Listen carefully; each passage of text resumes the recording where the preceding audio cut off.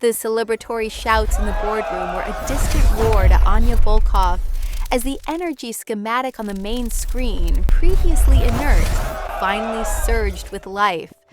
Her gaze, however, was locked on the smaller feed. The translator, Cale Vance, sitting in a cluttered apartment with his young daughter nestled on his lap. He had just finished speaking a soft, lyrical lullaby in the impossible language, a sound meant not for a multi-billion-dollar energy core, but for the ears of one small, silent child. The raw, unbuyable connection between them struck Anya with the force of a physical blow, revealing a profound and terrifying emptiness in her own life. How could a simple lullaby, a whisper of love in a forgotten tongue, be the one thing her entire fortune could not command, yet the only thing that truly mattered? This is TS Simple Serene Stories. Before we get back to this touching story, I have a quick question for you. Where are you watching from today? Drop your city in the comments below. And if you believe that humanity and miracles are eternal, do me a favor and hit that subscribe button. Now, let's get back to the story. The Ethel-red boardroom erupted. A cacophony of triumphant shouts and applause echoed off the floor-to-ceiling glass as the main screen, a moment ago a dead schematic, blazed to life. Lines of emerald code cascaded across the display, and the simulated energy core pulsed with a light that represented billions of dollars and a new era of technology. An engineer, headset askew, yelled with joyous disbelief, "Core sequence accepted! It's stabilizing! It's stable!" But Anya Volkov, the architect of this victory, was motionless. Her gaze was fixed on the secondary feed, a small, quiet window into a cluttered apartment miles away. There, the translator, Cale Vance, sat with his small daughter nestled on his lap, the final lyrical notes of a proto-Ankaran lullaby seeming to hang in the air between them. He had not been speaking to the machine. He had been whispering to his child. The raw, unbuyable connection in that small frame, the trust in the girl's posture, the gentle curve of her father's hand on her hair, struck Anya with the force of a physical blow. While her team celebrated a victory of power and intellect, she was pierced by the sudden, stark realization of a wealth she could never command. The cheers in the room faded to a distant hum, drowned out by the roaring silence of her own profound loneliness. The city awoke with a roar of engines and electronics, but Cale Vance's world began with the quiet ritual of boiling water for tea. Sunlight, thin and pale, filtered through the old window of his small apartment, illuminating dust motes dancing over towers of books that threatened to reclaim the room. On the kitchen counter, beside a simple bowl of oats, lay a red-stamped envelope, a final notice for the electricity bill, its urgency a stark contrast to the unhurried peace Cale cultivated. His daughter Luna was already at their small table, her dark hair a curtain hiding her face, as she clutched a small, worn wooden bird in her lap. She looked up as he set the breakfast before her, her eyes wide and expressive, saying everything her voice would not.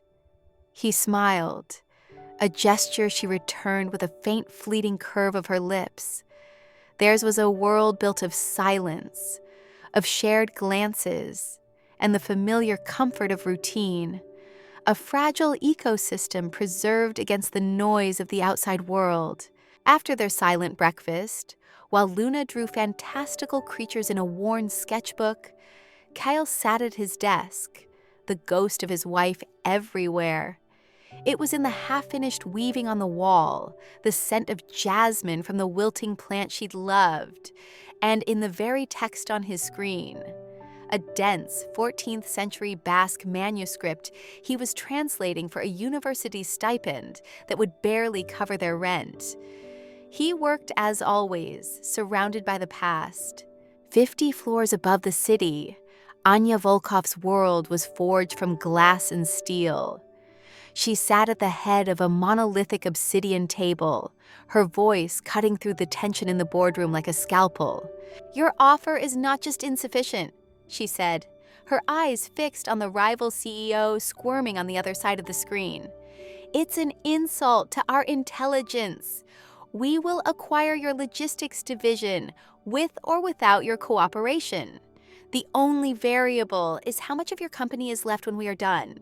The man sputtered, but Anya had already muted the call, turning to her legal team. "Draw up the hostile takeover proposal. I want it on my desk by noon." It was this ruthlessness that had built Ethelred Technologies. Yet later, alone in her cavernous office, the victory felt hollow. Her gaze fell on the framed photo on her desk, a stern, white-haired man, her grandfather. The true prize, the legacy project he'd left behind, remained locked away, its progress stalled, her board's patience wearing thin. This obsession was personal, a final, desperate conversation with a ghost. The summons came that afternoon, delivered by a courier who looked unnervingly out of place in Cale's book-cluttered hallway. The document, thick with legalese, was a language as foreign to Cale as the dead tongues he translated. It spoke of non-disclosure agreements and preliminary consultations, but its tone was not a request. It was a command. An hour later, he stood in Anya Volkov's office, feeling like a misplaced artifact. The room was a study in minimalist power, its only warmth coming from the sprawling cityscape visible through a wall of glass. Anya sat behind a desk that seemed as large as his entire living room. "Mr. Vance," she began, dispensing with pleasantries, "I have a project, a translation of a secure and sensitive nature. The compensation will be substantial." She named a figure that made Cale's breath catch. It was more than he'd earned in the last decade. It was a new life. He thought of Luna, of the therapy they couldn't afford, of the constant grinding worry over bills. But then he thought of the disruption, of strange people and strange demands, shattering the fragile peace he had so carefully constructed. "My time is not my own," Kyle said quietly, his voice feeling small in the vast room. "My daughter requires a certain consistency." Anya's perfectly sculpted eyebrow rose. "We can provide a stipend for childcare." "She doesn't do well with strangers," he replied, the understatement of the century. Anya leaned forward, her patience fraying. This was a simple transaction. He had a skill she needed. She had money he needed. "Mr. Vance, everyone has a price. This is a life-changing opportunity. I am offering you a solution to your problems." Cale met her gaze, and for the first time he did not feel small. "Thank you for the offer, Ms. Volkov," he said, his voice steady. "But my daughter's piece is not for sale."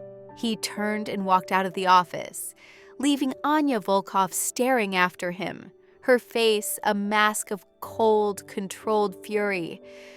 She was a woman who could bend markets and crush competitors, but she was now faced with a problem she could not comprehend. A man who had just refused a fortune, not for a higher price, but for something she couldn't even begin to value. Anya Volkov did not visit people in their homes. She summoned them. Yet 2 days after her offer was rejected, she found herself standing outside a scuffed apartment door in a part of the city her driver had to search for on his navigation system. The air in the hallway smelled of dust and boiled cabbage. When Kyle opened the door, the surprise on his face was quickly masked by a weary resignation. Behind him, Anya could see his daughter, Luna, who took one look at the sharp-suited intruder and vanished into another room. The apartment was even smaller and more cluttered than Anya had imagined. Books were not just on shelves, but stacked on floors, chairs, and every available surface. It was an environment of intellectual chaos, the polar opposite of her own curated world of sterile order. My presence here should indicate the seriousness of my position, Anya began, her voice tight. She refused to sit. I am prepared to offer you a package that will solve every financial concern you and your daughter will ever have. A trust, a new home, tuition for any school in the world. A millionaire's ransom, Mr. Vance. In exchange for your exclusive, immediate cooperation. Cale leaned against a bookshelf, his arms crossed. A ransom for what exactly? You were vague. Anya took a breath, the confession tasting like ash in her mouth. It's my grandfather's final project, a new energy source, the culmination of his life's work. She gestured impatiently. He was paranoid. The final activation sequence for the system is not a password. It's what he called a cultural authentication protocol. It's locked behind a series of poems written in Proto-Ankaran. She saw a flicker of genuine interest in his eyes. It's not enough to simply translate the words. We've tried that with academic fragments. The system requires an understanding of the core philosophy, of metaphors and concepts that have no modern equivalent. It needs someone who doesn't just speak the language, but understands the soul of it. Here it was, the impossible task. Not a translation, but a communion with a dead mind through a dead language.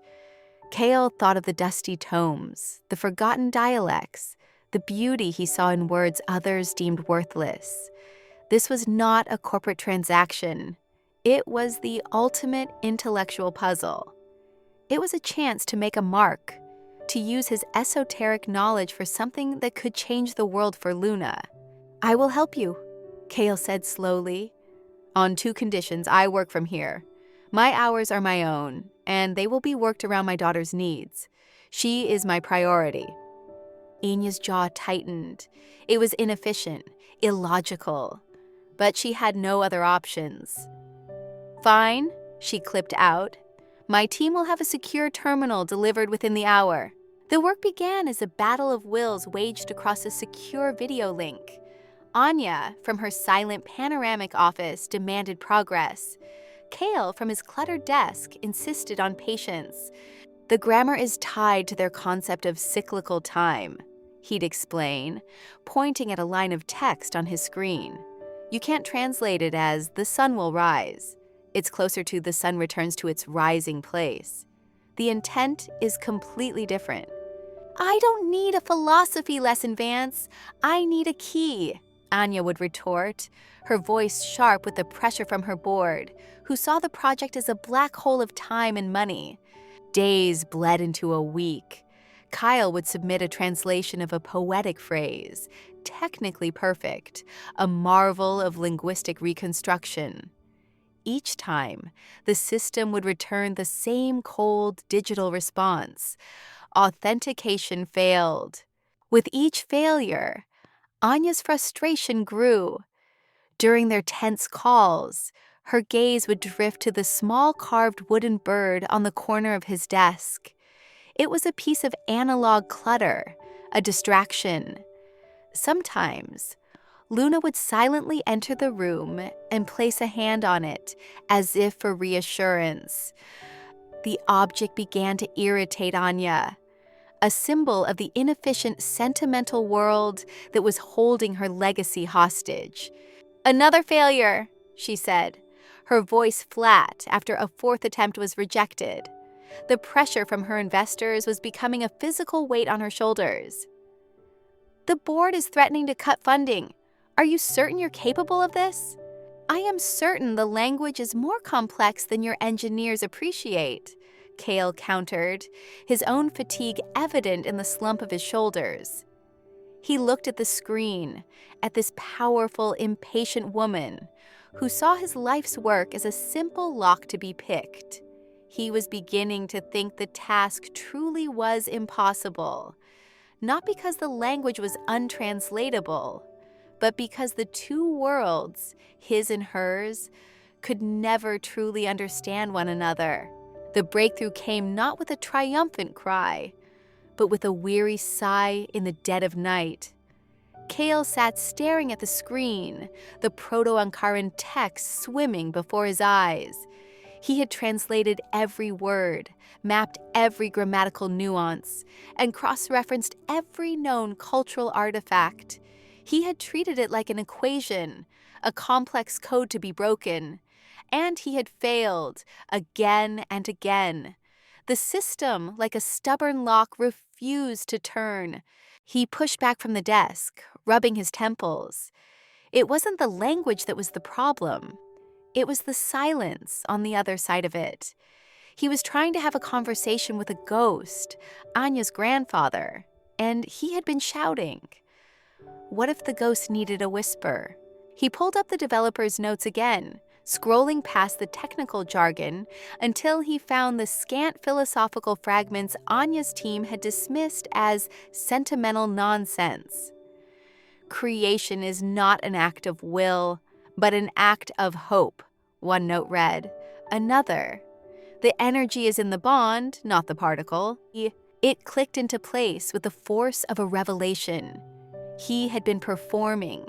He had been trying to will the system into submission, driven by the pressure of Anya's contract and the weight of his own financial desperation. But Anya's grandfather hadn't designed a machine to be commanded. He had designed it to be communed with. The protocol wasn't a password. It was a test of character. It needed to be unlocked, not by someone who could merely speak the words, but by someone who understood the core philosophy, that true world-changing creation comes from a place of hope, not ambition. The next morning's call with Anya was terse. Her face on the screen was a mask of controlled stress. "This is it, Kyle," she said, her voice devoid of its usual sharp confidence. "The board has called an emergency vote for this afternoon. If we don't have a breakthrough, they're pulling the plug on everything. This is our last chance." Kale nodded slowly. "I understand. I think I know what I was doing wrong." He turned to the microphone, the secure link broadcasting his every move to the tense boardroom 50 floors above. He could feel their eyes on him, a collective weight of expectation. He took a deep breath, trying to channel the quiet hope he'd felt the night before, to speak the final poetic sequence with the genuine intent it required. He began to speak. The words were beautiful, a lyrical phrase about a seed finding light in the dark earth. He poured all his focus into it, trying to feel the hope, to perform the emotion the system demanded. Authentication failed. The red letters flashed on his screen, stark and final. A collective groan went through the boardroom speakers. Defeat washed over Kale, cold and absolute. He had failed. He leaned back, the energy draining from him, leaving him hollow. A small whimper broke his trance. Luna stood in the doorway, her small face crumpled with anxiety. She had felt his despair, the sudden shift in the apartment's fragile atmosphere. She ran to him, burying her face in his side, her small body trembling. In her hand, she clutched the wooden nightingale. In that moment, the project, the contract, Anya Volkov and her entire world vanished. All that existed was his daughter. He wrapped his arms around her, pulling her onto his lap. His own failure was insignificant. Her pain was everything. "Shh, little bird," he murmured, his lips against her hair. He began to recite the words that were their private language, their sacred text. It was the lullaby his wife had written for Luna when she was just a baby. A promise whispered against the encroaching darkness of her illness. It was a poem about a nightingale that sings, not because it is happy, but because it has a song to give, even in the deepest night. His voice was different now. The strain of performance was gone, replaced by a soft, unconditional warmth. It was the voice of a father comforting his child, pure and true, steeped in the bittersweet reality of love and loss. He wasn't translating, he was remembering. He wasn't performing hope, he was living it. The Ethel Red boardroom was a tomb of disappointment. Anya's lead engineer was already shaking his head, beginning to speak. "I'm sorry, Ms. Volkov. The signal is—" He stopped, his eyes widening. On the main screen, the schematic, previously inert, flickered. A single line of emerald code appeared, then another. The simulated energy core for the first time began to glow with a soft, stable light. The room erupted. A cacophony of triumphant shouts and applause echoed off the floor-to-ceiling glass as the system roared to life. An engineer, headset askew, yelled with joyous disbelief, "Core sequence accepted! It's stabilizing! It's stable!" But Anya Volkov, the architect of this victory, was motionless. Her gaze was fixed on the secondary feed, on the quiet scene in the cluttered apartment. She saw Kyle rocking his daughter, whispering the ancient words that had, impossibly, unlocked the future. She understood with blinding, gut-wrenching clarity. The system hadn't needed a key. It had needed a truth. The final authentication was a poem about hope, and it could only be accepted when spoken with love, the one value her transactional world could not generate. While her team celebrated a victory of power and intellect, she was pierced by the sudden, stark realization of a wealth she could never command. The cheers in the room faded to a distant hum, drowned out by the roaring silence of her own profound loneliness. The impossible task had been completed, but in doing so, it had revealed a much deeper, more personal impossibility within herself.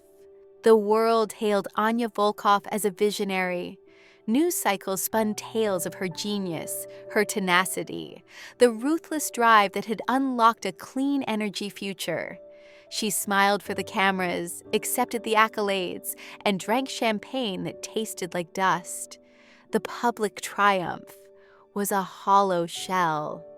In the silent, cavernous expanse of her penthouse, overlooking a city now slated to run on her grandfather's legacy, the victory was a profound and desolate failure. She walked through the rooms, her footsteps echoing on the polished marble floors. Every object was perfect, placed with architectural precision and utterly cold to the touch. She had built an empire of things, a fortress of wealth and power, and she had never felt more alone. The image that haunted her was not the glowing core on the monitor, but the small, cluttered apartment, the way Cale Vance's hand had rested on his daughter's hair. The sound of his voice, stripped of all artifice, speaking a language of pure, unconditional love, that was the key. Her grandfather hadn't just built a lock, he had built a mirror. And it had shown her the absolute poverty of her own soul. All her life, she had been trying to earn his love, to prove her worth through acquisition and achievement. She had thought completing his work would be the final, triumphant answer to a question he was no longer alive to ask. Now she saw the truth. The work was never about the energy source. It was about the bond, the connection, the hope, and she had missed it entirely. Her ambition was not a strength. It was the scar tissue grown over a wound, the grief of a girl who never got to say a proper goodbye. The next evening, she found herself once again outside Cale's apartment. This time, there was no driver, no security detail, no sharp suit that served as armor. She wore simple slacks and a sweater, and she felt as exposed as a nerve. She raised a hand to knock, then hesitated, her fist hovering in the air. What was she doing here? What could she possibly say? She knocked. The sound was soft, tentative. When Kale opened the door, he didn't look surprised, only tired. He saw her standing there, stripped of her corporate authority, and a flicker of something new passed between them.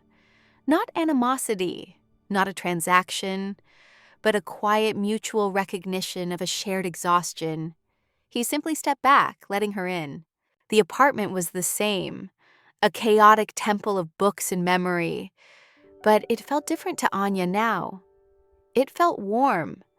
Luna was asleep on the sofa, her face peaceful in the dim lamplight, the wooden nightingale resting on the cushion beside her. Anya didn't speak of the contract, of the money, of the world-changing success. Her gaze went to the small carved bird. For weeks, it had been an irritating piece of clutter, a symbol of the inefficiency she despised. Now, it seemed to hold more meaning than anything in her own home. Her voice, when she finally spoke, was quiet, stripped of its usual command. "What is its story?" Kale followed her gaze to the nightingale. He saw she wasn't asking as a CEO demanding data, but as a person searching for something. He walked over, picked up the small bird, and turned it over in his hands, the wood worn smooth by years of anxious and loving fingers. "My wife Alara, she carved this," he began, his voice a low murmur. "In her last few months, her hands had started to tremble, so each cut was a struggle, an act of will." He didn't look at Anya, but at the bird, as if the memory were held within the grain of the wood. She wasn't sad, not in the way people expect. She was fierce. She was determined to leave Luna something that was purely her, a piece of her hands, her heart. He paused, tracing the delicate curve of the bird's wing. "The night before she died, she gave it to me. She said Proto-Ankaran doesn't have a word for goodbye. The closest concept is, until the next song. She made me promise to tell Luna that love songs can survive even the darkest nights, that the song is always there, even when you can't hear the singer." He finally looked up, meeting Anya's eyes. "This bird isn't about her death, it's about the part of her that didn't die." In that moment, the final wall around Anya's heart crumbled. The story landed with the force of a physical blow, shattering the transactional framework of her entire life. This small, worthless piece of wood represented a power greater than anything Ethelred Technologies could ever produce. The permanence of love, the persistence of hope, a value that could not be bought, sold, or leveraged. It was a legacy not of assets, but of meaning. Tears she hadn't realized she'd been holding back for years burned in her eyes. They were not just for the beautiful, tragic story of a woman she'd never met. They were for her grandfather, for the reconciliation she'd never had. They were for herself, for the lonely, driven girl who had conquered the world only to find she had nothing. This was the true climax. Not in the boardroom, not with the roar of a successful machine, but here, in the quiet of a cluttered apartment, with a shared story of a wooden bird. It was a moment of stark, painful, and profoundly human connection. And for the first time, Anya Volkov felt the faint, fragile stirring of a hope that was entirely her own. The creation of the Vance Institute for Endangered Languages was not a quiet affair. It required a battle. Anya stood before her board, not as a triumphant visionary, but as a pragmatist fighting a new kind of war. The men who had celebrated her success now balked at this philanthropy. "It's a vanity project, Anya," one of them argued, his face a mask of condescending concern. "Our shareholders expect us to maximize the return on this breakthrough, not endow a linguistic museum." The old Anya would have crushed him with data and threats. The new Anya met his gaze, her voice calm and unyielding. The Ethelred energy source exists because of a dead language. Its value is not on a balance sheet. Consider this a strategic investment in the kind of assets we have, until now, been unable to measure. It will be our story, our legacy, and it is non-negotiable. She won, not by abandoning her strength, but by redirecting it. The fight showed her the transformation was real, an ongoing process that demanded as much grit as any corporate takeover. Kyle accepted the directorship, moving with Luna from the small, cluttered apartment into a world of light and resources. But his new office, spacious and clean, felt alien. He found himself struggling with the weight of the future, a place he had avoided for 5 years. To honor the world's dead languages felt, some days, like a betrayal of the one private language that had defined his life with Alara. Moving forward, he was learning, was not the same as leaving behind, but the steps were heavy. 6 months later, Anya walked through the bustling halls of the Institute. It was alive with the sounds of quiet scholarship and passionate debate. She found Kyle in the central atrium, watching a group of students. He looked different, less haunted, but still carrying a familiar melancholy. They stood together in a comfortable silence, a new kind of language they had built between them. Just then, Luna, who had been sitting at a nearby table, looked up and saw Anya. A small, shy smile touched her lips. She got up and walked over to them, her steps confident. She stopped before Anya, her gaze clear and direct. For a heart-stopping moment, Anya thought she might speak. Instead, Luna turned to a display case on the wall. Inside, on a velvet stand, sat the wooden nightingale. With a quiet reverence, Luna opened the case, took out the small, worn bird, and turned back to Anya. She held it out, offering it with 2 steady hands. Anya hesitated, then slowly reached out and accepted the gift.